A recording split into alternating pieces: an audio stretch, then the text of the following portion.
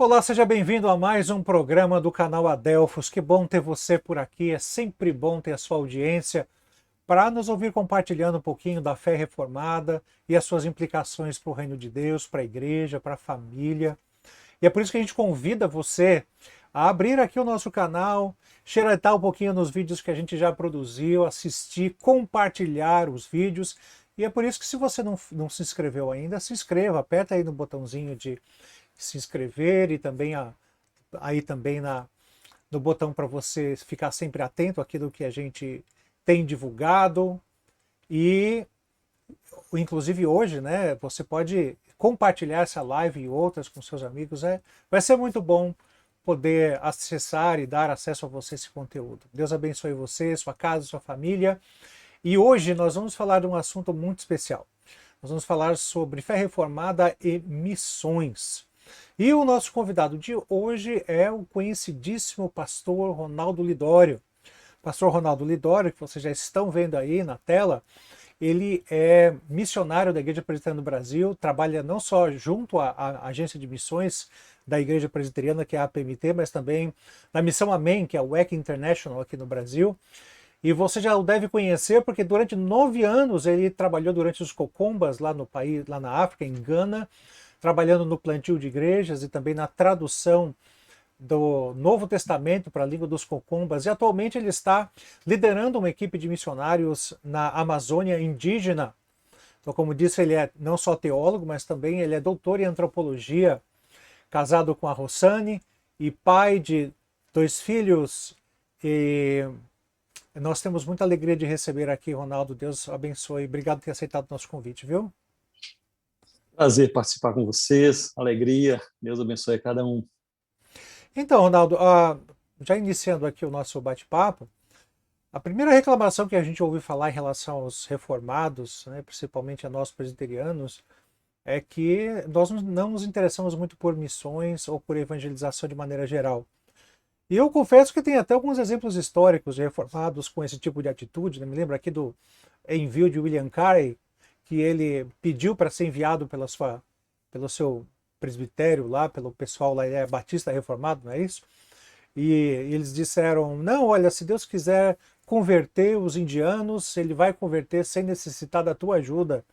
Então parece que alguns reformados têm entendido errado mesmo esse negócio de grande comissão, não é? De fato, se nós pensarmos na reforma protestante, porém, a reforma foi um avivamento teológico, um avivamento espiritual e também missionário. A herança que nós temos da reforma protestante, desde pensando nos reformadores, mais especificamente João Calvino, uma perspectiva até mesmo histórica e prática, era de um movimento do espalhado evangelho por toda parte. Genebra de Calvino, durante o seu ministério ali, ela patrocinava 38 tipografias, que eram essas gráficas mais domésticas, para produzir e distribuir bíblias e panfletos de evangelização por toda a Europa. Chegaram a enviar centenas de missionários para a França, que plantaram 2.000 igrejas em poucas décadas, 2.000 igrejas e 2.000 escolas confessionais na França. Eu tive a oportunidade, participando de um congresso na França alguns anos atrás, de ver a réplica de um quadro onde estava lá marcada cada posição da igreja, de cada igreja e cada escola ali iniciada pelos reformados vindo de Genebra para a França ali logo depois ou durante a Reforma Protestante.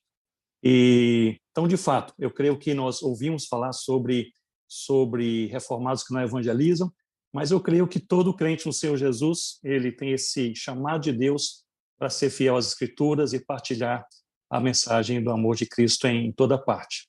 E tanto é que nós vemos que as igrejas reformadas e as igrejas, vamos particularizar, calvinistas, foram as igrejas que, logo depois da Reforma, especialmente até o início do século XX, as igrejas que mais enviaram missionários para terras novas, para o alcance daqueles que ainda não conheciam o Evangelho do Senhor Jesus. Então, numa perspectiva histórica, eu creio que a nossa herança é de um movimento reformado evangelizador, missionário. Mas claro que há também uma perspectiva teológica e talvez alguns que fazem essa acusação, ou até mesmo outros que que assumem fazem uma má interpretação da doutrina da predestinação, como se a doutrina da predestinação amenizasse o ardor missionário. Talvez esteja aí o cerne dessa questão, não é verdade? É verdade. Aliás, obrigado pela explanação e acho, se eu não me engano, uma parte desse avanço missionário citado por você chegou ao Brasil. Lá nos idos de 1555, algo assim, por conta de calvinistas que de lá vieram e depois foram mortos aqui. Mas o fato, Ronaldo, é que você citou algo interessante. Você disse assim, todo crente no Senhor Jesus ele vai ter isso no coração, etc. e tal, e deve ser assim de fato. Mas é verdade que alguns de nós receberam não apenas treinamento, mas têm uma capacidade diferenciada. Você é linguista, você traduz para idiomas diferentes. Eu já peguei você uma vez lendo para a gente, e quando a gente percebeu, você estava na língua original. Assim, são coisas simples, são coisas que não para uns é mais fácil, para outros não. E a pergunta é essa: é necessário esse conhecimento técnico para que as pessoas façam missão? Eu entendo que essa pergunta pode ser respondida em duas partes. A primeira é que todo salvo em Cristo é chamado por Deus. No meu entendimento, na teologia bíblica paulina, todo salvo no Senhor Jesus é chamado por Deus para pelo menos 7 práticas cristãs, que é a palavra, no sentido de leitura e meditação na palavra de Deus. Então, palavra, adoração, comunhão, oração, santidade, boas obras e evangelização. Portanto, eu entendo que todo salvo no Senhor Jesus deve fazer missão, deve ser sal que salga e luz que brilha perto e longe, e com ênfase, pensando em Romanos 15 e 20, essa ênfase paulina também, especialmente essa prioridade em relação àqueles que pouco ou nada ouviram do Senhor Jesus. E no meio de todos esses, essa é a segunda parte, Deus também chama alguns para ministérios específicos. Por exemplo, toda a igreja de Cristo, uma igreja local, é salva no Senhor Jesus e deve abraçar essas práticas cristãs. Mas nem toda a igreja local é chamada para pastorear. Na verdade, no meio de toda a igreja, Deus chama 1, 2 ou 3 para pastorearem. Então, alguns são chamados, e aí nós vemos Efésios 4:11, chamados para serem apóstolos, profetas, evangelistas e pastores mestres. Portanto, eu entendo que, sim, toda a igreja de Cristo deve fazer missão, deve se envolver com a missão, e no meio de todos, o Senhor Jesus também chama alguns para serem, por essa igreja, enviados justamente para locais onde essa igreja, como igreja local, não consegue chegar. Eu moro em Manaus, a igreja local aqui em Manaus, por exemplo, a igreja local não consegue, como igreja local, evangelizar ou enviar missionários para o Afeganistão, para chegar toda a comunidade de 350 pessoas, não é? Mas pode reconhecer Deus chamando alguém, e como dizia John Knox, né, ele mencionava que a igreja deve ser apostólica, portanto, enviar aqueles a quem Deus chama. Ele dizia, como uma pedrinha lançada bem longe. Eu gosto dessa expressão, não é? A igreja não consegue chegar, mas lança uma pedrinha, né, bem longe, justamente ali onde o evangelho eles vão, como vemos em Atos 13, o Espírito Santo falando à igreja de Antioquia, que reconhece o chamado de Deus e envia Paulo e Barnabé para os gentios. A igreja de Antioquia não conseguia ir onde eles foram, mas os enviou. Portanto, eu creio que nessas duas medidas, toda a igreja deve ser missionária e, como parte dessa missão, reconhecer que Deus chama alguns para serem enviados a partir da igreja, no poder de Deus, para que o evangelho se torne conhecido em toda parte. Ronaldo, você falou uma coisa interessantíssima. Você disse que a igreja envia essas pessoas. Eu gosto muito dessa afirmação porque a igreja, na verdade, ela tem que reconhecer os dons no servo de Deus e assim enviá-lo, designá-lo ali para as funções que já foram dadas a ele pelo Santo Espírito através dos dons que ele vai manifestar. Então, minha pergunta é a seguinte: quais seriam os dons, as características que um servo de Deus deveria manifestar para a igreja ou que a igreja deveria reconhecer nele a fim de enviá-lo como missionário transcultural para um outro país, uma outra cultura? É interessante, ótima pergunta. Eu me lembro que um teólogo reformado do século XVII, Gisbertus Vultius, Ele, inclusive, é tido como o primeiro missiólogo protestante, não é verdade? Pela sua obra política eclesiástica, e ali dentro um capítulo específico sobre plantio de igrejas e plantadores de igrejas. Muito interessante. Gisbertus Vultius, ele dava ali um tripé de características para que eles devem ser enviados pela igreja local. Ele dizia, primeiro, uma fé genuína no Senhor Jesus, tem que ser crente, né? Uma fé genuína no Senhor Jesus, tem que ser Parece crente. óbvio falar isso, mas não Parece óbvio, mas não. não era, exatamente.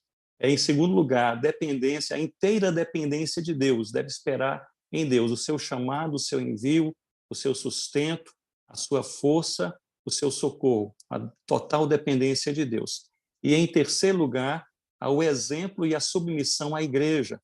Então, ele cria que missionários não deveriam se enviar, mas serem enviados, né? Não eles enviarem si mesmos, mas serem enviados. E é justamente o que eu vejo em Atos 13, no versículo 2, quando diz que Paulo e Barnabé serviam ao Senhor, a expressão grega ali, o verbo leiturgonton, dizendo que eles serviam como leiturgoi, como esses abençoadores locais. Eu entendo que o princípio ali é esse, não enviar para longe quem não é uma bênção perto. Então, se alguém não é uma bênção perto, não tem o fruto do Espírito Santo, não é aquela pessoa que é aquele encrenqueiro na igreja local, não envia para longe. Que a gente quer fazer o contrário. Vai exportar o método, né? Eu já fui em uma igreja algum tempo atrás, há muitos anos atrás, e um diácono, depois de uma conferência missionária, eu acho que ele estava brincando, mas ele dizia, Ronaldo, enquanto você falava, eu fiz uma lista aqui de 6 membros da igreja que nós vamos comprar uma passagem só de ida aí para o país mais distante, vamos fazer missões. Eu já vi Mas essa presbitério não é a fazendo ideia. isso, Ronaldo. Já vi presbitério fazendo isso, de o pastor está dando problema, não para igreja nenhuma, eles pensam, então vamos mandar para o campo missionário, né? Então é complicado isso mesmo, né? Complicado, mas o princípio bíblico parece que é esse, não é? De a igreja realmente enviar no sentido pessoas que estão realmente, não apenas são cristãos genuínos, têm dependência de Deus, mas realmente têm dado exemplo na igreja local, ou no presbitério, ou na denominação, junto àqueles irmãos com os quais ele ou ela caminha, para que sejam realmente frutíferos onde eles possam chegar. Agora, Ronaldo, conta um pouquinho do seu chamado, né? Acho que isso aí é uma história que eu não ouvi você contando. Eu já ouvi tantas histórias suas, mas essa ainda não. Como foi que Deus trabalhou isso na sua vida? Como foi que você sentiu? Quais foram as suas experiências iniciais, os primeiros passos para você ir para o campo missionário? Como que se deu esse chamamento? Que bom, que bom. Boa pergunta. Meu pai era um pastor presbiteriano. Quando eu nasci, meu pai e minha mãe, eles plantavam igrejas no norte de Minas Gerais, Gedeon e Eusa Lidório. Meu pai já é falecido, minha mãe mora conosco até hoje aqui no Amazonas. E ali, quando eu era criança, sempre ouvia da minha mãe histórias missionárias. Então, ela contava histórias para as crianças de missionários, e a cada noite ela ia orar comigo lá na cama, eu criancinha, e ela orava, etc. E no final, ela sussurrava no meu ouvido mais ou menos assim, não há nada melhor do que ser um missionário. Então, eu não tinha nem chance, né? Não tive chance. Que legal, que história bonita. Mas é interessante. Mas quando eu fiz 14 anos de idade, me lembro muito bem. Nós morávamos em Nova Venécia, norte do Espírito Santo. Meu pai pastoreava a igreja presbiteriana ali. E numa quarta-feira à noite ele pregou sobre a grande comissão. E aquele negócio, eu já até havia ouvido esse sermão dele várias vezes, e tantas outras histórias e exposições bíblicas ao longo dos anos, mas aquilo ardeu no meu coração naquele dia, e eu tive uma coisa ali que eu não havia tido antes, e que, pela graça de Deus, eu mantenho até hoje, que é convicção, que eu acho que é isso. O chamado ministerial, ele tem suas razões, suas motivações, mas em algum momento tem convicção. É aquilo que Paulo fala em 1 Tessalonicenses 1:5, escrevendo à igreja que ele havia plantado em Tessalônica, que ele e seus colegas possuíam ali plena convicção, né? Então, convicção. Então, Deus me chama para ser missionário. Eu me lembro que eu escrevi uma carta no dia seguinte para a Jocum, era a missão que eu conhecia na época, a Jocum, uma carta dizendo, olha, eu quero ser um missionário, não sei porquê, eu falei, no Timor-Leste. Talvez eu tenha olhado um mapa mundi ali, um local distante do Timor-Leste. E eles foram tão graciosos, me responderam a cartinha dizendo, olha, estude, faça seus cursos, seja útil na igreja, etc. Deus vai guiar os seus passos, né? Mas ali, então, aos 18 anos de idade, meu presbitério presbitério Vale do São Mateus, no Espírito Santo, me enviou para o seminário, ali no Recife, Seminário Presbiteriano do Norte, justamente para estudar teologia, mas para ser missionário. Uma visão linda do presbitério. Eles não me enviaram para que eu pudesse voltar e pastorear, etc., mas reconhecendo o chamado missionário, enviar, dizer, nós queremos que você se forme e fique à vontade para onde Deus te enviar. E lá conheci a Rossana, né, minha esposa, mulher de Deus, com um claro chamado missionário, fazia então um curso de enfermagem, querendo ser uma enfermeira missionária, e ali então Deus deu direção para nós irmos para a África, para a Gana. Foi nossa primeira fase ministerial entre os concombas. Mas uma coisa, você pergunta sobre o chamado missionário, é interessante. Eu creio que uma das coisas que deve estar bem clara em nossos corações como ministros é a convicção de que nós estamos no lugar certo, na hora certa, fazendo aquilo que Deus colocou em nossos corações. Legal. Legal. O Ronaldo, você falou antes daquelas características que alguém deve ter para fazer missão transcultural e tudo mais.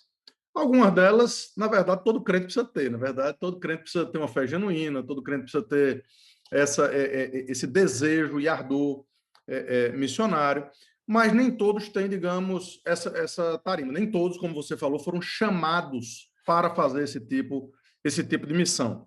Mas, então, como alguém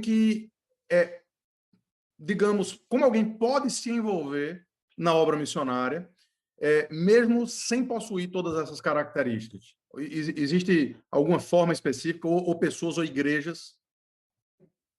Muito bem, você pergunta quais são as características que a pessoa precisa adquirir na sua caminhada missionária transcultural, seria isso? Não, isso você já respondeu.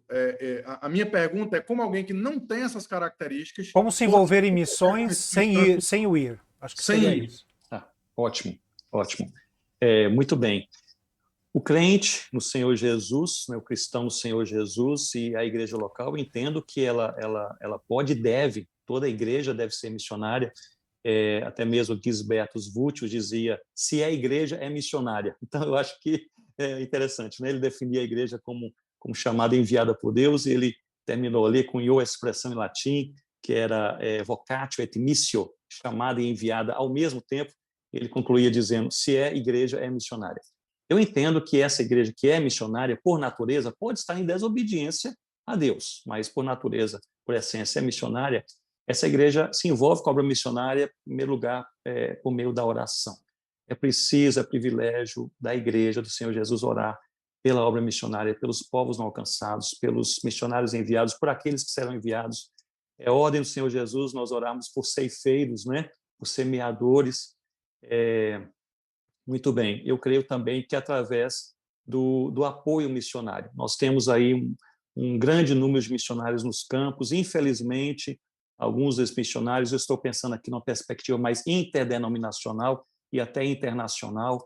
Muitas vezes, Rossana e eu, parte do nosso trabalho hoje é dar treinamento missionário em países fechados, encontramos missionários ali largados, abandonados, missionários que receberam o último telefonema perguntando como eles estão há 2, 3 anos atrás. Então, apoiar, encorajar, pastorear esses missionários.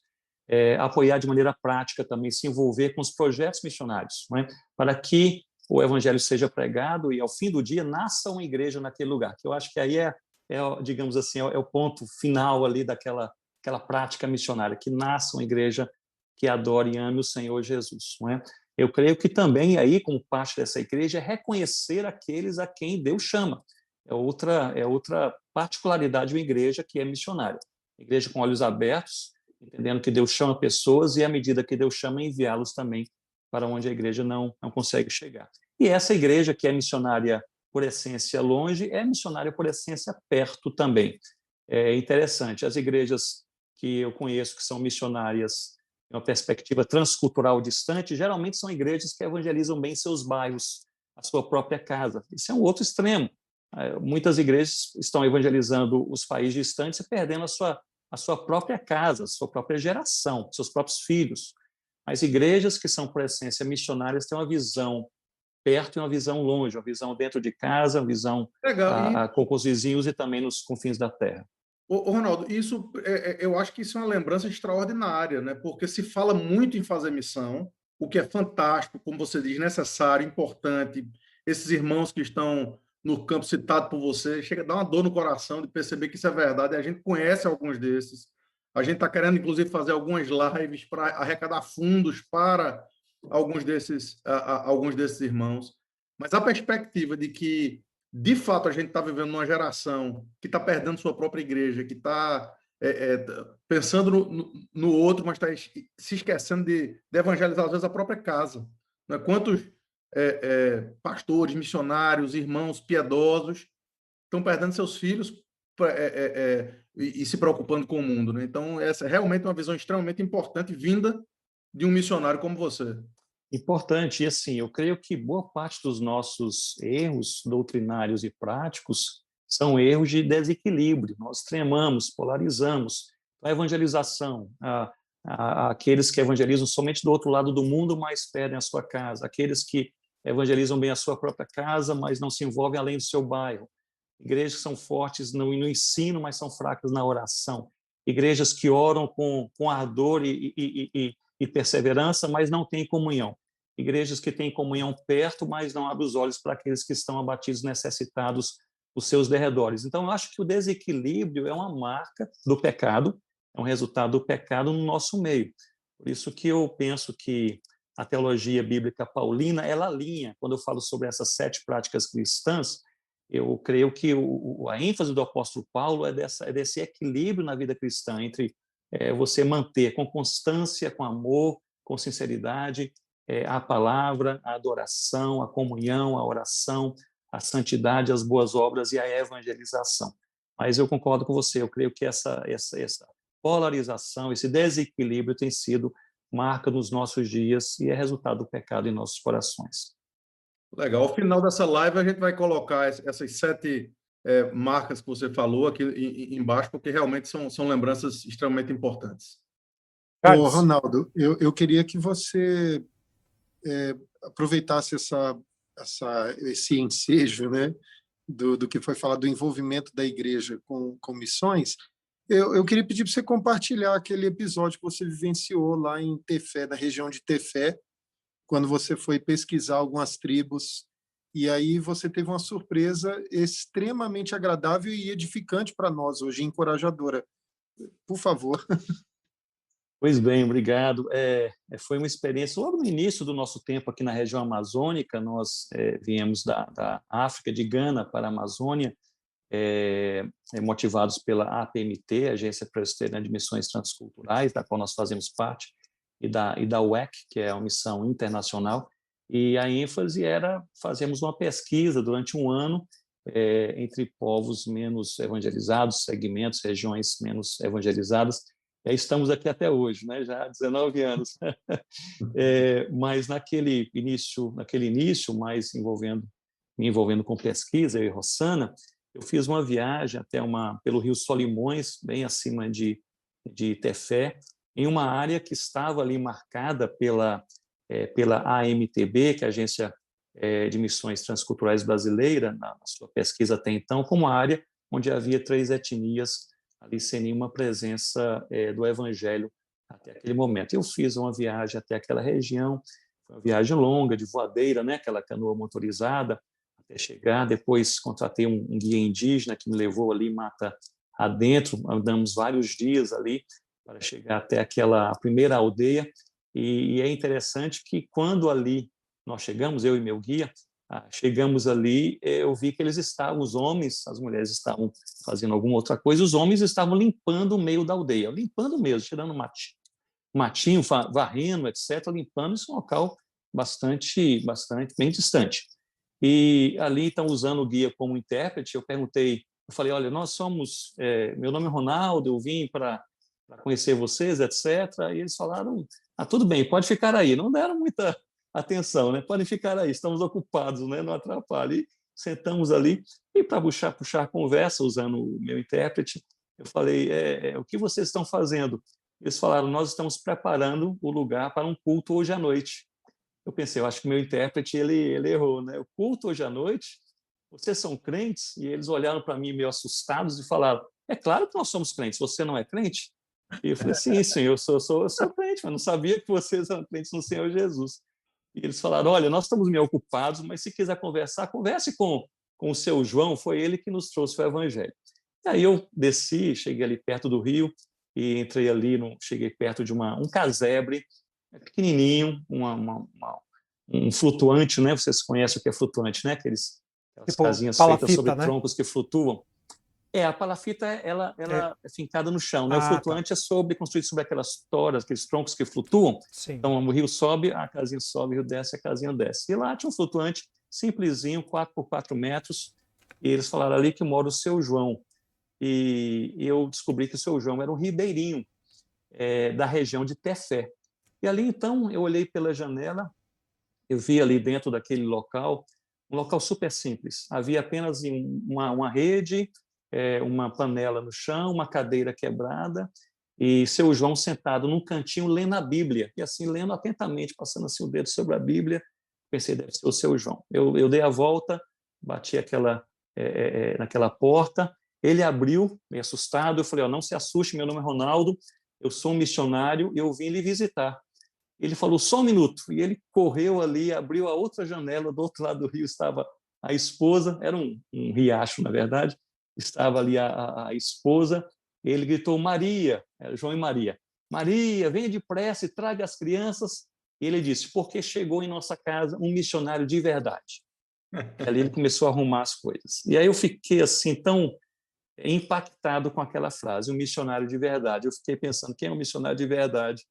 Esse homem que está aqui, né, sem ter apoio, sem ter cobertura e envolvimento em oração, em sustento, em reconhecimento. Lá estava eu com o meu intérprete, com uma canoa me esperando, motorizada, com igrejas encorajando, motivando, financiando aquela viagem.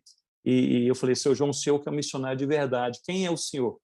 Ele disse, eu sou um crente no Senhor Jesus, sou membro da Assembleia de Deus em Tefé, e aí, quando me converti, eu participei de uma conferência missionária, e o pastor falou que é preciso evangelizar todo mundo. Então, eu saí e fui procurando, cheguei nessa região, encontrei esse povo, eu nunca fui para uma escola, aprendi a ler, apenas lendo a Bíblia, o único livro que já li até hoje.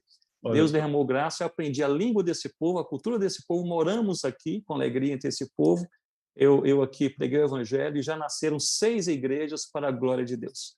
E ali, então, eu fiquei pensando, né? Graças a Deus por isso. Voltei aqueles dias de viagem ali com o coração cheio de gratidão ao Senhor, mas também um aprendizado, que a obra de Deus ela é realizada pelo poder de Deus e não pela habilidade humana, é na graça de Deus e não na força do homem, da mulher, da igreja, é na dependência do Senhor Jesus. E há muitos, como o seu João, espalhados por aí, dando a vida sem esperar nenhum reconhecimento, sem nem mesmo usar um título eclesiástico como missionário, como obreiro. Ele era conhecido e se apresentava como seu João, né? Aquele homem que lá tão usado por Deus. João e Maria. A gente sabe então que a sua primeira experiência, talvez, não sei se foi a primeira, mas a sua experiência ministerial e missionária anterior aí à Amazônia foi entre os Cocombas lá na Guiné, não é isso? Em Gana, desculpa. Uhum. E como que foi como que você poderia resumir para a gente tanto, né? Como que você escolheu, né? Ou você foi escolhido? Como que se deu o seu contato com Gana? E resume para a gente como foi essa obra missionária. E mais do que isso, né, que é importante, como que você entendeu que acabou o seu ciclo naquele campo missionário e que você deveria abraçar um outro projeto? Essa é uma boa questão. Pois bem, Rossana e eu fomos para Gana, na África, noroeste africano. Não tínhamos filhos, éramos recém-casados. Fomos para lá em 1993. Então, a APMT, que é a Agência Presbiteriana de Missões Transculturais, na época era a JME, a Junta de Missões Estrangeiras. Então, assim, mostra que eu estou velho, não é? Eu lembro disso também. E aí chegamos lá em 93 e era uma parceria com a UEC, que era a missão que realmente trabalhava alcançando os não alcançados naquele país. E ali participamos de uma orientação de campo, e o nosso líder de campo, indiano, ele disse, é o seguinte, nós temos aqui contato com 2 etnias totalmente não alcançadas, os Concombas, que falam uma certa língua, Falaram várias línguas, mas uma dessas línguas totalmente não alcançada, que é a língua Limompelo, e o povo Frafra, que mora em outra parte do país. Então, vocês orem e amanhã cedo me respondam se vocês vão para os Concombas ou para os Frafras. Então, assim, foi algo bem... E aí nós conversamos, oramos, mas havia alguns missionários coreanos indo para os Frafras, e aí nós entendemos que era uma oportunidade melhor, estar mais coberta aquela região entre os Concombas. E para lá fomos, povo muito amável, muito querido, hospitaleiro, né? Chegamos ali e até uma aldeia chamada Coni, e ali nós moramos durante 9 anos, tivemos ali os nossos filhos, nossa filha nasceu lá em Gana, nosso filho nasceu aqui no Brasil, mas foi para lá, o Ronaldo Júnior e a Viviane. Ronaldo Júnior foi para lá com 2 meses de idade, então, assim, eles cresceram ali e foi realmente uma alegria conviver com aquele povo. Era uma região, na época, totalmente não alcançada, até mesmo sem nenhum acesso assim por estradas. Aliás, o governo permitiu que a gente pudesse trabalhar naquela região, dizendo: vocês podem plantar igreja, fazer clínica, construir escolas, só não podem abrir estradas. Os Concombas eram uma etnia em guerra com outras grandes etnias, 2 grandes etnias, e 2, 3 anos antes de nós chegarmos, 10 mil pessoas haviam morrido numa guerra tribal, e ali naquela região, então, assim, eles queriam os Concombas mais isolados. Vocês podem ir, mas presenciou não alguma façam dessas guerras, não? estradas. Você Nós presenciou? tivemos, durante esse tempo, 9 anos, nós passamos por 2 guerras tribais ali dos Concombas contra os Dagombas e os Gonjas, são outras 2 etnias daquela região. A guerra nunca chegou até a nossa aldeia, ficamos ali, e na Segunda Guerra já havia nascido ali, várias igrejas haviam nascido, graças a Deus, e houve até uma questão ética, social a ser tratada, pois os cristãos, os crentes agora, como os convertidos, não iriam mais guerrear. Então, o restante da tribo chegou à conclusão: se vocês não vão guerrear, nós também não vamos mais proteger as aldeias onde há igrejas. Houve uma questão ali. Mas, enfim, chegamos ali no meio daquele povo amável e, pela graça de Deus, fomos aprendendo a língua, porque o missionário transcultural ele precisa lidar com esse tripé, não é? Língua, cultura e teologia. Então, essas são as 3 coisas que você lida o tempo todo: aprender a língua, aprender a cultura do povo e também como comunicar a palavra de Deus de maneira teologicamente fiel e culturalmente aplicável. Ali nós caminhamos com eles, pela graça do Senhor. Um tempo depois, aí uma pessoa se converteu. É uma coisa, todo missionário em região pioneira fica com essa expectativa, né? Quem é o primeiro a se converter? E geralmente não é o cara interessado no evangelho. Já perceberam isso? Aquele que pergunta tudo, que está interessado, né? Mas às vezes é até uma outra pessoa. E no nosso caso foi um opositor, era um homem chamado Mebá, que se opunha ao evangelho. Deus o alcançou pela sua graça. Ele trouxe a Cristo toda a sua família, ele, a esposa e 11 filhos. Aí nasceu a igreja, né? A vantagem de você plantar a igreja local que família é grande é que uma família se converte, você tem uma igreja. Então, ali nasceu a igreja em Coni. E essa igreja, na verdade, hoje há muitas igrejas, talvez quando nós saímos já eram mais de 30 igrejas, mas, na verdade, essa igreja que plantou todas as outras igrejas. A rigor, nós ficamos envolvidos mesmo com o plantio dessa igreja, nós participamos com essa igreja a sua multiplicação. E essa família do Mebá, uma família missionária até os dias de hoje, ele já é falecido, mas graças a Deus. E lá, Rossana, como enfermeira, começou a tratar os enfermos, fundou uma clínica, treinou 4 enfermeiros Concombas, um deles foi para a capital, fez uma faculdade de enfermagem, formado, voltou, é o chefe da clínica até hoje, e eu me envolvi com a tradução do Novo Testamento para uma das línguas. Eles falam muitas línguas, muitos dialetos. Eu traduzi o Novo Testamento para a língua Limompelo, que é uma língua específica, e hoje uma equipe Concomba está traduzindo o Antigo Testamento para essa mesma língua, né? E nós apenas damos uma assessoria. E a sua pergunta também foi aquela, né, qual foi o sinal ali para nós pensarmos que nosso tempo havia terminado. Foi um sinal muito claro. Você imagina, numa região com mais de 60 aldeias que nós evangelizávamos, não havia estrada para nenhuma dessas aldeias, então fazia o trabalho todo a pé ou de bicicleta. No final compramos uma motocicleta, mas assim, regiões distantes, haviam nascido já umas 30 igrejas, então dias e dias de caminhada. Então, para você realmente consolidar na doutrina bíblica aquele povo, nós juntávamos os líderes de cada igreja. Então, a cada 2 a 3 meses, vinham os líderes, eram aí no final umas 80 pessoas, né? Entre presbíteros, diáconos e outros líderes dessas igrejas, e nós ficávamos ali 2, 3, 4 dias estudando a palavra de Deus, e eles voltavam para as suas regiões. E havia uma prática, no último dia era assim, as pessoas faziam perguntas e alguém respondia, perguntas bíblicas. E geralmente era assim, todos faziam perguntas e eu e Rossana respondíamos. Mas houve isso foi mudando, houve um certo momento em que eles fizeram perguntas, eles faziam e eles respondiam as perguntas biblicamente, não é? E aí havia um missionário inglês que estava visitando a tribo, ele foi conhecer a igreja Concomba, e ele falou, vocês notaram que vocês não são mais úteis aqui?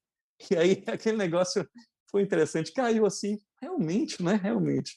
E aí viemos ao Brasil para ajudar nessa pesquisa na região amazônica, entendemos que a igreja Concomba já está fortalecida, e graças a Deus por isso, e continuamos o trabalho agora nessa região no norte do Brasil. Você tem notícias recentes deles, Ronaldo?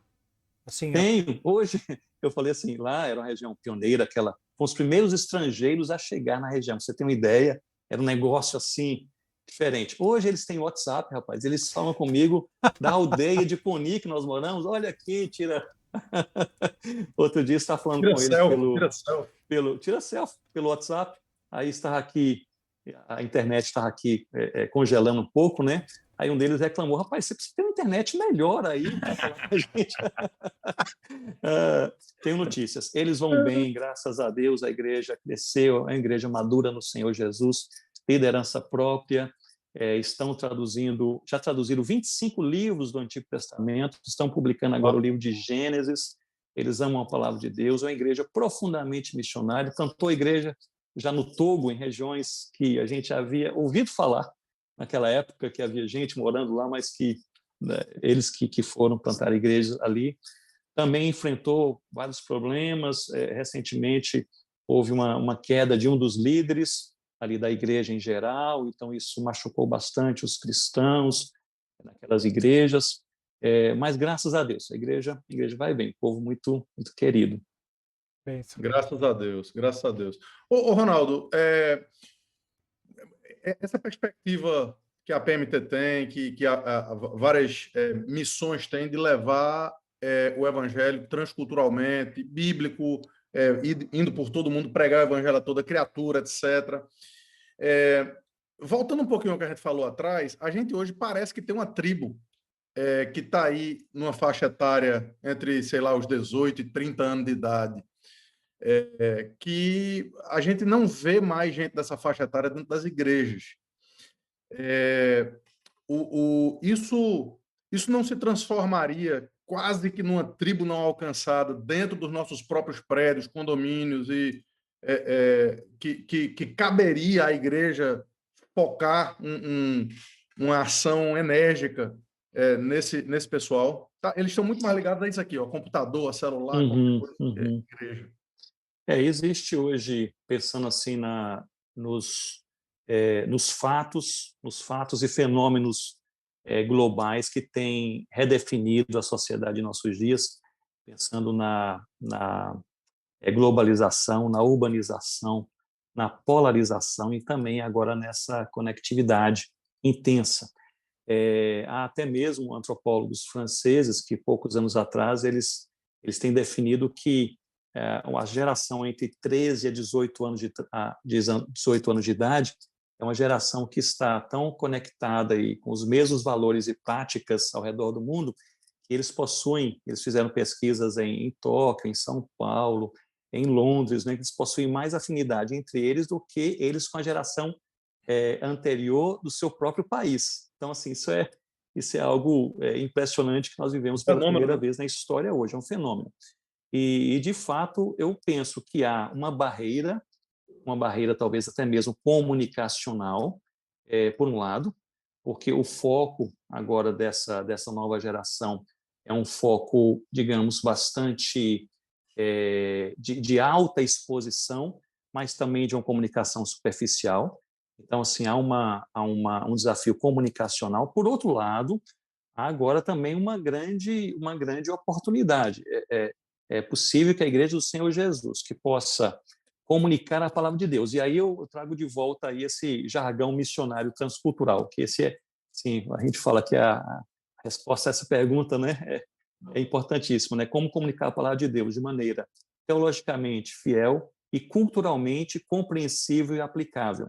Eu acho que essa parte compreensível e aplicável nós estamos ainda como igreja tentando caminhar para aprender. Eu participei de um acampamento há uns poucos anos atrás de jovens, ali muitos adolescentes, muitos jovens, ali entre 20 e poucos anos de idade, e muitos ali não eram crentes no Senhor Jesus, outros interessados, etc.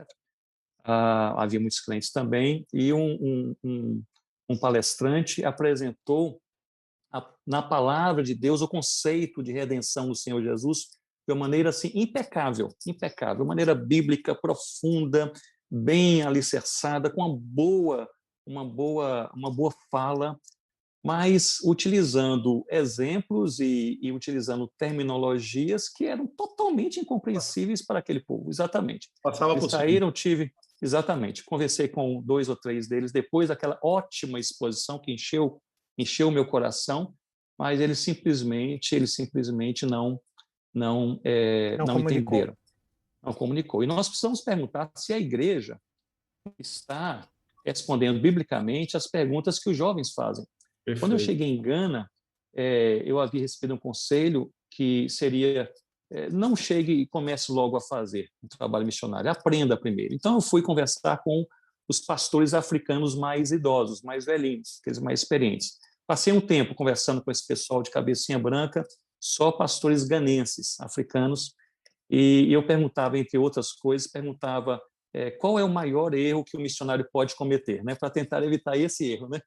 E ele dizia: missionários são muito bons para responderem as perguntas que nós não fazemos. E aí eu fiquei pensando, esse é um desafio da Igreja de Cristo. Muitas vezes nós estamos respondendo biblicamente, teologicamente, de maneira fiel, mas as perguntas feitas são outras. Vou dar somente um exemplo. Aqui mesmo em Manaus, alguns anos atrás, houve um encontro de jovens de várias denominações, e ali eu fui falar sobre alguns assuntos que me pediram, e no final fiz uma enquete. Eu perguntei quantos aqui estão em uma igreja, como membros de uma igreja local. A maioria levantou a mão. Eu disse agora somente para esses que são membros de uma igreja local. O seu pastor, ou quem prega na sua igreja local, nos últimos 6 ou 12 meses, ele tocou pelo menos uma vez nos seus sermões num assunto que você julga como sendo o assunto principal da sua dúvida pessoal de fé, ou não. Então, quem disse não, a maioria levantou a mão dizendo que esse assunto não havia sequer sido comentado nos últimos 12 meses. Depois, conversando com alguns, eu perguntei, mas sim, qual o assunto, né? O primeiro assunto era sexo fora do casamento. É uma questão mais de tradição dos nossos pais, ou a Bíblia realmente condena o sexo fora do casamento? É interessante como uma dúvida, né? Um tema que às vezes nós não abordamos, E como isso mas pode são as perguntas não respondidas.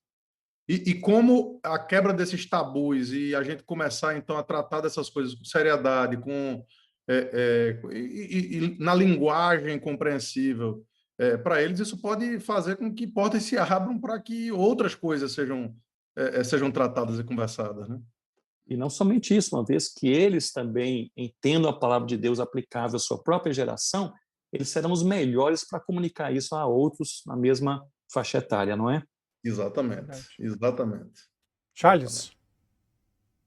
O Ronaldo, e assim, qual que é a demanda hoje na África, ou até mesmo se você quiser falar sobre o Brasil entre os indígenas, qual que é a demanda por missionários hoje, assim, de missões transculturais? Muito bem, muito bem. Há uma grande demanda, Se você conversar com as organizações missionárias e as denominações e agências denominacionais em todo o mundo, a maior demanda mencionada é de obreiros, Para vocês terem uma ideia, há hoje, segundo o Georgia Project, que faz uma análise mais global sobre os povos menos evangelizados, há hoje cerca de 7.000 povos no mundo que são considerados não alcançados, ou seja, onde há 2% ou menos de cristãos evangélicos, 7 mil povos. E dentro destes 7 mil povos, dentre esses, cerca de 3 mil povos são chamados povos não engajados, PNE, não engajados, ou seja, onde não há nenhum cristão entre eles, que se saiba, e não há nenhum missionário também trabalhando naquele grupo ou com aquela língua, cerca de 3 mil grupos. Rossani e eu, parte do nosso ministério, nós estamos na nossa terceira fase ministerial. Continuamos ainda envolvidos com os concombas em assessoria na área de tradução do Antigo Testamento, somente dando assessoria. Estamos ainda na Amazônia plantando igrejas entre alguns grupos indígenas, fazendo parte da equipe Amanagé. Não somos líderes dessa equipe mais já há muitos anos, e outros ótimos líderes que estão à frente, mas estamos plantando igrejas aqui. Mas o nosso carro-chefe ministerial é um ministério chamado Planters, que tem a intenção de colaborar com treinamento teológico e prático com plantadores de igrejas locais, gente nativa da terra, em 37 países onde o evangelho menos avança. Então, esse é o nosso foco. E com isso nós temos tido a oportunidade de dar treinamento em boa parte desses, talvez já uns 30 desses 37 países nos últimos anos, e conhecemos de perto a realidade de vários desses países. E ali a grande necessidade, uma vez mais, é essa: obreiros, gente com convicção de chamado, com um bom treinamento bíblico e teológico e com bom apoio e envolvimento da igreja que possa enviar, acompanhar, pastorear e ver nascer ali uma igreja do Senhor Jesus. Como o próprio Gisbertus Vutius, o primeiro missiólogo protestante, dizia que o plantio de igrejas é a forma mais eficaz de assegurar que o evangelho vai permanecer em um certo lugar por mais de uma geração. Então, é isso. Então, há uma grande necessidade em todo o mundo. E no Brasil também, especialmente entre os segmentos minoritários menos evangelizados, que são os indígenas, ribeirinhos, os quilombolas, os ciganos, os sertanejos, os imigrantes e os surdos. São 7 segmentos menos evangelizados, com menor índice de pessoas cristãs evangélicas entre eles. Então, assim, a necessidade é grande. O que nós precisamos fazer também é orar. Eu creio que Deus responde às orações. Orar para que o Senhor da Seara envie trabalhadores para a sua seara. Eu posso colocar de maneira prática assim: se tivéssemos hoje 100 missionários prontos para entrar em áreas onde pouco nada se falou do Evangelho do Senhor Jesus, nós teríamos espaço para esses 100 missionários, seja no Brasil ou fora do Brasil. Assim, em poucas horas se definiriam esses lugares. São áreas que são pouco evangelizadas, mas que estão com as portas abertas. Desses 3 mil povos não engajados, onde não há nenhum cristão, vocês podem imaginar que boa parte desses povos, mais de 80%, se encontram em países fechados, na Ásia, Oriente Médio, Norte da África, e grupos minoritários espalhados por outros países do mundo também, outras áreas do mundo. Então, assim, é um trabalho a ser feito, é um trabalho um trabalho prolongado, não é um trabalho de curto prazo, de poucos meses, é um trabalho de uma vida. Deixe-me apenas dar um exemplo que me empolgou bastante. Nesse projeto chamado Planters, que é um projeto ligado à PMT e à UEC, esse projeto, nós damos treinamento para esses missionários. Eu não vou citar o nome do país por questão de segurança, mas eu estive antes da pandemia em um país na Ásia dando treinamento para 120 casais de plantadores de igrejas em um país onde há dezenas e dezenas de povos totalmente não alcançados, sem que ninguém tenha ouvido falar do Senhor Jesus ainda. E ali, então, um pouquinho antes da pandemia, 5 desses casais, bem jovens, na verdade, eles fizeram contato dizendo: olha, nós achamos que nós estamos prontos para dar esse passo. Eles foram para a fronteira com outro país, um local onde não havia nenhum cristão, nenhuma igreja plantada, e eles se dividiram em 5 cidades. Eu até sugeri que eles ficassem na mesma cidade, os 5, por questão de segurança, uma região onde há muita perseguição aos cristãos, mas eles dizendo: nós somos poucos e a região é tão vasta, nós vamos nos dividir. Foram cada casal para uma cidade. E ali começou a pandemia, né, global mesmo assim, em março do ano passado, especialmente, e eles mandaram aí uma mensagem dizendo: graças a Deus nós chegamos aqui antes da pandemia chegar, nós estamos no lugar certo. Começaram a pregar a palavra de Deus. No meio dessa pandemia toda, eles encontraram pessoas abatidas, pessoas com seus questionamentos, suas dúvidas, encontraram ali uma terra fértil, começaram a evangelizar. Nasceram no ano passado 2 igrejas naquela região. As 2 primeiras igrejas em toda aquela região, em toda a história daquele povo local. 2 igrejas. Pandemia. No meio da pandemia. Eles estão ali, começaram depois a igrejas lares, não é? Começou a crescer, algumas pessoas vendo. Foi feita agora, há 3 meses atrás, feita uma denúncia, e eles escreveram pedindo oração, dizendo: nós estamos animados, está quase nascendo uma 3ª igreja, mas nós não podemos agora nos encontrar somente em casas fixas, então nós fazemos um rodízio de casas e pessoas, né? Então, esse negócio que a gente está tendo essa dificuldade... Parece a história dos huguenotes, né, que colocavam o galinho lá em cima para poder saber qual era a casa. É muito interessante. Exatamente. Isso que, para nós, muitas vezes é mais complicado, para eles fazem com tanta naturalidade, não é? E ali eles estão assim vibrando, Legal, porque, Ronaldo. pela graça de Deus, no meio de uma pandemia, em um dos países plenamente afetado pela pandemia, nasceram ali 3 igrejas, 2 igrejas nasceram, a 3ª está nascendo agora. Estão nascendo aí 3 igrejas para a glória de Deus. Então, assim, Deus tem feito grandes coisas, e o Senhor usa a sua igreja, mesmo na nossa imperfeição como igreja, nossa limitação como igreja, mas o Senhor tem derramado graça sobre o seu povo. Ronaldo, quando a gente ouve você falando assim, né, nosso coração não só arde de fervor evangelístico, né, missionário, mas eu sei que muita gente acaba tendo uma visão tanto quanto romântica, né, do campo missionário, né? Vou para o campo missionário, vou abrir igrejas, milagres vão acontecer. E a gente sabe que esse romantismo, depois que você é enviado para o campo, ele acaba rapidinho, né? As coisas são um pouco diferentes de quando você chega lá. A realidade é um pouquinho diferente das histórias, né?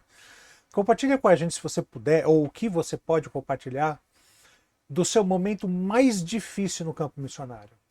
Qual nesses 20 anos, mais de 20 anos que você está no... 30. Quantos anos Verdade, você tá? quase 30 anos, 29 anos. 29 anos. Qual foi o seu momento mais difícil e que você achou assim, como diz lá, Paulo falou aos Coríntios, estávamos a ponto de nos desesperar da nossa própria alma? Pois bem, para mim e para a Rossana, na verdade, houve um momento no nosso trabalho, nosso ministério na África, que nós temos como sendo possivelmente o momento mais difícil. Vocês bem falaram, né? Muitas vezes nós falamos assim, o resultado final, que as igrejas plantadas, o povo alegre no Senhor Jesus, mas há uma caminhada, essa caminhada envolve também desafios e, às vezes, sofrimento. E uma das áreas que mais nos atingiu lá na África, em Gana, era a enfermidade, era a malária. Nós pegamos malária muitas e muitas vezes, toda a família, eu em particular, bem mais porque eu viajava muito a pé, tinha que dormir no mato, etc. Então me expunha mais todos lá em casa, todos os 4, né? Eu, a Rossana, a Viviane e o Ronaldo Júnior. Então tínhamos muitos ataques, muitas crises, né, de malária, dezenas. E houve um certo momento em que a missão, a UEC, possuía um protocolo dizendo até 12 crises de malária, o missionário pode permanecer, mas se tiver mais que isso, tem que voltar para o seu país, porque não era pela malária, é pelo tratamento, não é? O tratamento era fortíssimo, não somente com cloroquina, mas quinino e fansidar e outros medicamentos mais. E aí, quando eu passei da 12ª malária, nós ficamos assim tomados por essa questão prática. A liderança da missão lá em Gana disse: olha, o nosso protocolo é esse, não vamos obrigar vocês a saírem do país, mas vamos orientar. Nossa orientação é que vocês, com questão de cuidado pessoal, etc., você já teve 12 a crise de malária, então os medicamentos podem estar afetando o fígado, isso aqui, isso num período relativamente curto, né? Era durante ali os nossos 3 primeiros anos. Então, assim, nós ficamos naquele impasse, não é? Então, Senhor, realmente orando por convicção do Senhor. Nisso, o Ronaldo Júnior, né, nosso filho, bem pequenininho naquela época, ele pega mais uma malária, e dessa vez ele pegou malária que é conhecida como malária cerebral, que era, assim, era fatal. E a Rossana logo diagnosticou que ele estava definhando rapidamente e disse, olha, ele vai morrer. Nós pegamos o carro, viajamos até a capital, 2 dias de viagem, assim, dia e noite, praticamente sem parar, só para abastecer, e aquele desespero, e ele realmente quase morrendo. Entramos com ele no hospital, lá em Accra, na capital.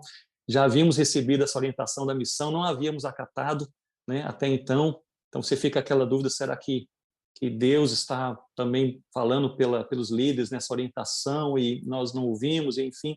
E ali, assim, ele chegou e um médico ganense falou, olha, ele vai morrer nessa noite, mas, assim, nós podemos testar algo novo, que é um coquetel de medicamentos que às vezes nós usamos aqui, mas tem que ter autorização dos pais. E ali eu assinei aquela autorização e eles colocaram um coquetel, ele era bem pequenininho ainda, coquetel ali de medicamentos. Pela graça de Deus, pela manhã, ele abriu os olhos, começou a melhorar, o Senhor o preservou. Hoje está aí um rapaz com 24 anos de idade, né? Pensando em casar. Então, graças a Deus. Mas, assim, esse momento para nós foi um momento difícil, não somente porque nosso filho quase morreu, mas porque eu e Rossana tivemos que tomar uma decisão, ficar ou sair. E aí que eu penso que muitas vezes, precisamos ser agraciados por Deus para termos convicção. E aí nós resolvemos permanecer, independente digamos assim, daquilo que poderia acontecer. A missão nos abençoou, mas não paramos de pegar malária, né? Eu tive malária até a última, né? O último mês em Gana, né? Nesses 9 anos lá. Mas, assim, eu fico pensando, olhando para trás hoje, que esse foi um momento de desafio, porque não era o momento certo de sair, as igrejas estavam começando a nascer, começando a florescer, e sem a palavra de Deus, que é uma questão, não é? A igreja floresce, mas sem a palavra de Deus. Como a igreja vai realmente amadurecer no Senhor Jesus sem a palavra do Senhor? Eu penso que esse foi o momento mais difícil que nós passamos assim como família. O Ronaldo, teve uma história com abelha, de um ataque de abelhas, ou foi com outra pessoa que eu estou enganado? Foi conosco também. Rossaniel, em 2004, nós já estávamos aqui na Amazônia há 3 anos. Em 2004, nós voltamos a Gana para entregar um Novo Testamento. Aí a casa editora presbiteriana, né, com o presbítero Averaldo e os irmãos, o presbítero Azor, né, então, saudoso e querido, eles se mobilizaram e o Averaldo, muito gentil e visionário, promoveu toda a impressão e foram publicados 3.000 exemplares do Novo Testamento na língua Limompelo. E aí nós fomos levar, Rossana e eu, não levamos 3.000, mas levamos 300, o restante foi de navio, e aí nós levamos 300 e chegamos lá com um carregamento de Bíblias, né, de Novos Testamentos, e estávamos levando uma caminhonete emprestada, uma caminhonete de alguns missionários para a aldeia de Coni. E ali foi que o carro atolou, e eu saí com outro amigo com comba, que estava comigo no carro. A Rossana estava ali atrás com uma outra mulher com comba também, com a criancinha de colo, inclusive. E ali um enxame enorme de abelhas caiu sobre nós. Foi um desafio mesmo. Ela ficou ali, aquele enxame curioso, uma coisa estranhíssima, ao redor daquele carro, até o anoitecer. Os concombas, nós estávamos bem próximos da aldeia, os concombas, ouvindo falar e vendo isso, eles vieram, trouxeram até, durante o dia, né, tocha para tentar abrir caminho assim e chegar para nós pudéssemos sair do carro, e eles não conseguiam, né? E aí eu fui picado, porque eu estava fora do carro quando eles chegaram, fui picado, muitas picadas de abelha. Eu não sabia que eu era alérgico e comecei a ter um choque, né, dentro do carro, uma coisa terrível. Assim, é uma história longa, mas assim, no final das contas, no meio de um choque anafilático deste assim, e vendo que o carro todo fechado, que se a gente abrisse uma gretinha das janelas, as abelhas entravam, negócio, coisa de filme, porque outro dia eu falei assim, rapaz, vai parecer que eu estou faltando com a verdade, mas, de fato, se a gente abrisse uma gretinha da janela do carro, as abelhas entravam. Então, um negócio assim, tivemos, e o calor, com tudo fechado, o calor ali da uma tarde africana no verão, é um negócio insuportável, insuportável. E aí os 4, nós resolvemos sair do carro e correr, não é? Nós fizemos isso, mas eu com aquele problema todo, acabei, tinha um riachozinho por perto, acabei desmaiando lá e depois a Ossana que contou o restante da história, né? Que os concombas, os enfermeiros chegaram e levaram para a clínica e graças a Deus tudo foi bem. E chegou lá o Novo Testamento, né? Chegou o Novo Testamento e assim foi uma grande alegria, foi uma festa, mais de 1000 concombas embaixo de umas mangueiras, recebendo pela primeira vez a palavra de Deus em sua língua, em suas mãos. Eu vou falar uma coisa com vocês. A gente não sabe o que é isso, mesmo tendo participado, e tendo traduzido, entregue, etc. A gente não sabe o que é isso porque nós já nascemos com a Bíblia em nossa língua, em nossas mãos. Mas um povo que ouve pela primeira vez a palavra do Senhor e tem parte ou total da palavra de Deus traduzida na sua língua e recebe em suas mãos, a alegria desse povo é um negócio assim que a gente é indescritível. Eles fizeram assim, horas e horas de louvor, fizeram até um hino, né, um cântico que eles continuaram cantando, dizendo mais ou menos assim, Deus realmente nos ama, Ele fala a nossa língua, né? A sua palavra está em nossas mãos. Uma coisa linda. O primeiro que recebeu o Novo Testamento na língua concomba limão-pelo foi o primeiro convertido, o Mebá, de toda a região. Legal. Ele recebeu, e ele não sabia andar com a Bíblia. A Bíblia era uma coisa tão preciosa para ele, que ele ficou com medo de andar e a Bíblia cair. Os diáconos tiveram que estar assim, ao redor dele, ajudando ele voltar para o seu lugar com a Bíblia na mão. Rossana, que estava lá, falou assim, querido, eles recebem a Bíblia como quem recebe uma barra de ouro. Então, uma coisa assim linda. Irmãos, a obra missionária é um privilégio. Nós, às vezes, falamos sobre... Às vezes, o destaque que se dá, até mesmo de maneira romântica, na obra missionária, é mais assim, vamos pensar, a forma destemida que a denominação ou a organização missionária envia, ou então a coragem de quem vai, etc. Mas, de fato, não é nada disso. É um privilégio. Eu creio que a obra missionária é um privilégio dado por Deus para que o povo de Deus possa ver em outros lugares o que Deus está fazendo e voltar com essas notícias, dizendo, olha, Deus lá também tem salvado pessoas, né? Chamado ao Senhor Jesus. Eu acho que isso é para o encorajamento dos nossos corações. Eu falo a vocês, um dos motivos, eu sei disso particularmente, um dos motivos pelo qual Deus me enviou com a minha esposa, né, para trabalharmos entre povos que jamais haviam ouvido o Evangelho, como foi o caso desses concombas Fala Limão-Pelo, foi ver o poder de Deus transformando vidas e, com isso, encorajando a nossa própria fé. Nós somos muito abençoados, muito edificados, e eu sei que é a graça do Senhor. Amém. Pensa. Ronaldo, para terminar, imagina que agora, né, tem muita gente assistindo a live e outros assistirão, né, depois que a live for publicada, vai ficar disponível no YouTube. E esses nossos irmãos ouviram você falando suas experiências e sentiram que algo dentro deles os tem impulsionado a obra missionária. Estão pensando que, quem sabe, o Espírito Santo não está falando com eles, os chamando a isso. Qual conselho você daria para esses irmãos e irmãs que estão nos assistindo? Muito bem, obrigado. Ótima oportunidade de falar sobre isso. Eu até mesmo poderia recomendar um livreto, não um livreto, eu escrevi com o título Vocacionados, um livreto escrito para aqueles que são vocacionados para a obra missionária.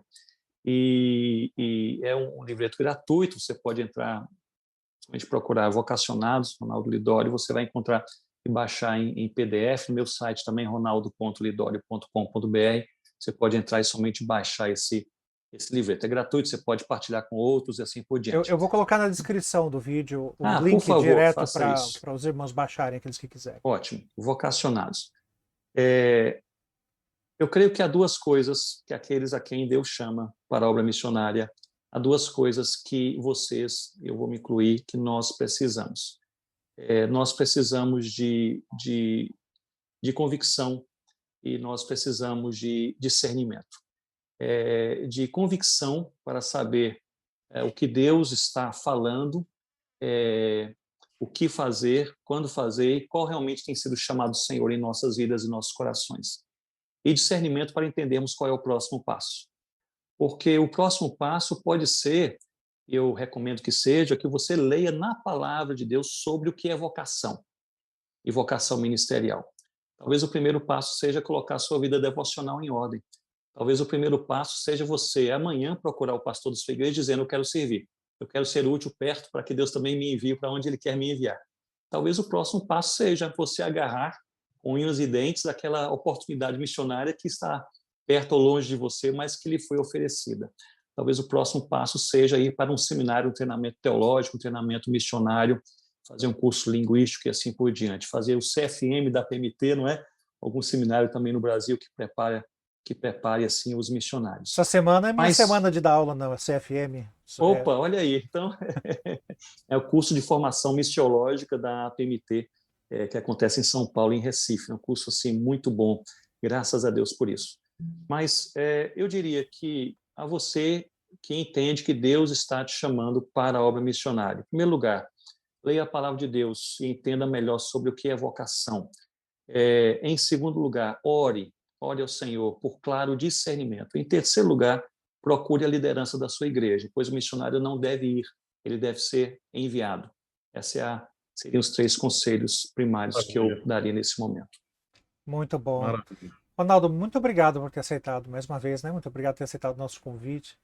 Foi, assim, não só edificante, mas como muito emocionante, né? Tenho certeza que falo por Samuel, por Charles também. Assim, é um reavivamento na nossa fé, ouvir as coisas que o Espírito Santo fez através da sua vida e do seu ministério. Nós rogamos ao Senhor que continue te abençoando e derramando graça sobre a sua vida e sobre a vida da sua família e aqueles que o cercam no ministério a qual você serve. Deus abençoe, viu? Obrigado a vocês pela oportunidade. Eu os acompanho à distância com ações de graças e tão bom participar desse momento. Deus abençoe vocês. Amém. Deus abençoe. Tchau, Ronaldo. Obrigado, meu irmão. E assim, então, a gente vai terminando mais uma live do canal Adelphos. Espero que você tenha gostado, porque eu fiquei, assim, extasiado com aquilo que o nosso irmão compartilhou. E falar em compartilhar, compartilha você também essa live, né? Copia o link, envia para os seus amigos, nas suas redes sociais, nos seus grupos de WhatsApp.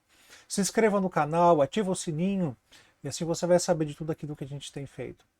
Deus abençoe sua vida, e nos vemos então até o próximo programa Adelphos. Até mais!